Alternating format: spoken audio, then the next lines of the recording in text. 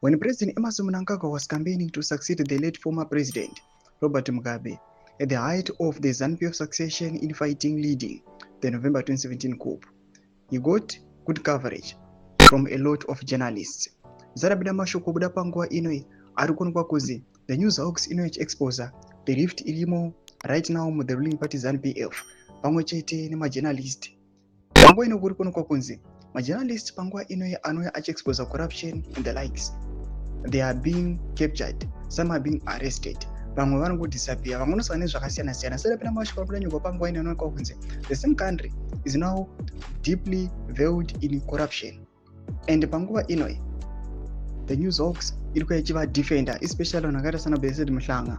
But subscribe or like on the bell icon. Tibida panguva inoi ndamira chiti he got good coverage from a lot of journalists in the local media circles, but now he has turned his back on them and is arresting and detaining them despite promising democratic consolidation and press freedom if he took over.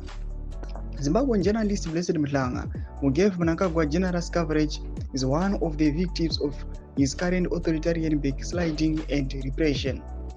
Now, formally doing his professional job, particularly interviewing his namesake, the late war veteran leader Blessed Geza, attacking Mnangagwa over leadership, governance, policy, and corruption issues.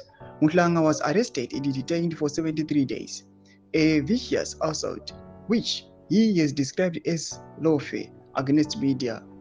Mhlanga, a courageous journalist on the core face of reporting in a polarized and toxic environment, addressed the 18th annual Geneva Summit for Human Rights and Democracy yesterday, raising serious concerns about the plight of media and journalists in Zimbabwe. Doma developments aripo muri Zimbabwe panguva ino.